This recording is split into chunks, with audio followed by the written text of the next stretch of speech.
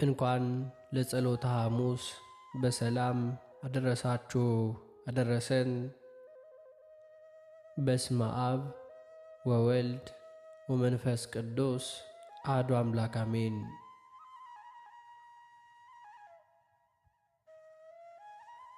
አንድ አምላክ በሚሆን በአብ በወልድ በመንፈስ ቅዱስ ስም እናምናለን።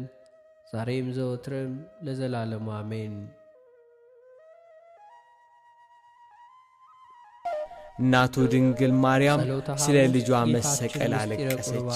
አንጀት በሚቆራርጥ በጽኑ ለቅሶ አነባች። ለልጄ ላልቅስለት ብቻውን ነው ወንድም ፋሲካውን የሚያከብርበት ቀን ሲደርስ ጌታችን ኢየሱስ ጴጥሮስና ዮሐንስን ሄዳችሁ ፋሲካን